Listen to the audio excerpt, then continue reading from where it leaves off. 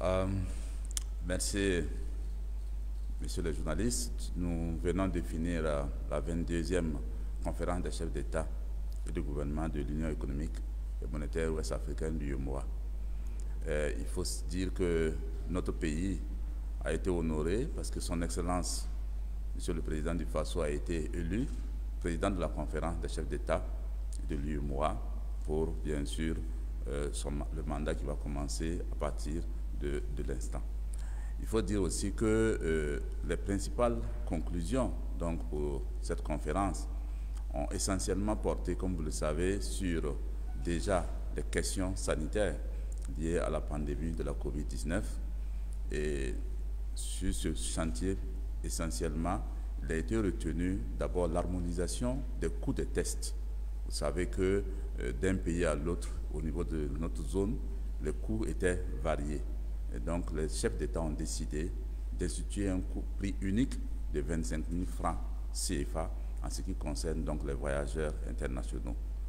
En ce qui concerne donc la validité des tests, là aussi, nous avions des différences. Certains pays étaient à 5 jours, d'autres étaient à 3 jours.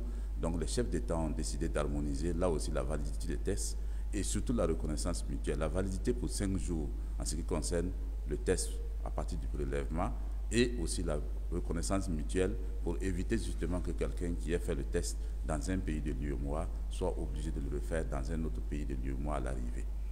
Enfin, concernant le transport terrestre, vous savez qu'il y a la fermeture des frontières, donc les chefs d'État ont pris l'engagement de poursuivre donc, le travail d'ouverture progressive. Et je pense que dans les réunions à venir, avec sous bien sûr le leadership du président du Faso, en tant que président de la conférence des chefs d'État, ce chantier va être poursuivi pour arriver à l'ouverture des frontières terrestres dans le cadre, bien sûr, de la libre circulation des personnes et des biens. Enfin, il faut noter que sur le volet donc, des chantiers, des autres chantiers, que ce soit sur l'énergie ou que ce soit sur la sécurité, il a été donc noté des avancées notables, aussi bien sur le programme sur l'énergie l'IRED et sur la sécurité alimentaire que la sécurité dans nos pays liés au terrorisme.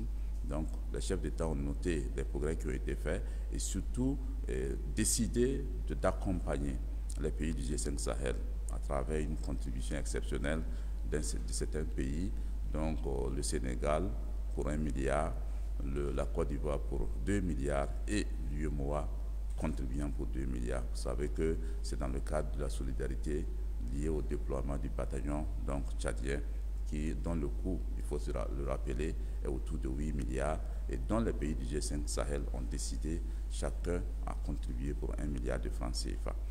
Et enfin, il faut noter que les chefs d'État ont procédé au renouvellement aussi des instances. Vous savez que la commission de l'UEMOA, par exemple, le président ainsi que les commissaires, leur mandat vient à terme à partir du fin avril.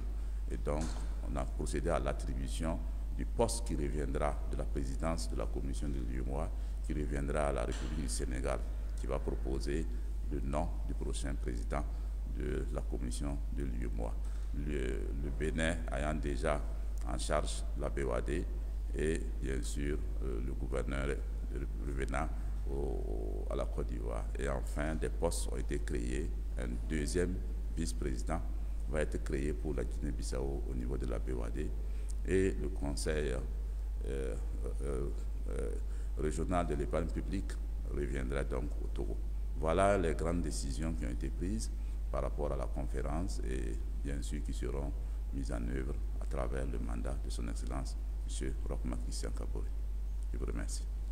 Monsieur le ministre, en termes d'objectifs, en termes de priorités, quels pourraient être les principaux objectifs ou les principales missions du président du Faso qui vient d'être élu comme président de l'exercice?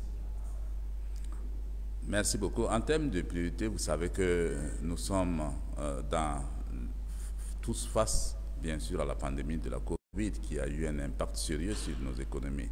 Vous savez que quand on regarde au niveau du taux de croissance, par exemple, cette pandémie a amené l'UEMOA à connaître une croissance moindre, 0,9% en 2020, contre une croissance que vous connaissez bien, qui était de 5,7% en 2019. Donc, en termes de priorité, c'est d'abord travailler à une harmonisation, à une concertation et à maintenir les efforts justement de lutte contre la pandémie, bien sûr à travers toutes les initiatives qui sont prises, que ce soit en termes de vaccination, mais que ce soit aussi en termes de sensibilisation et d'harmonisation de nos interventions. Ça, c'est une priorité absolue que nous devons faire et surtout faire en sorte que nous puissions, comme je l'ai dit, travailler à l'ouverture des frontières, travailler à consolider donc notre processus de l'intégration.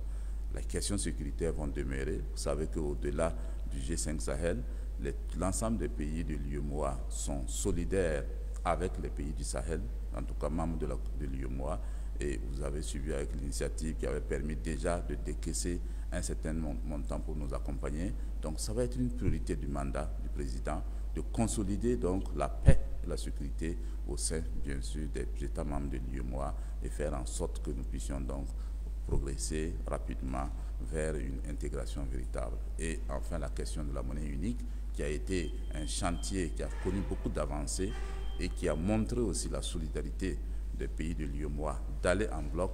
Ce chantier va être poursuivi sous le mandat donc, de son Excellence, Monsieur le Président du Faso. Merci.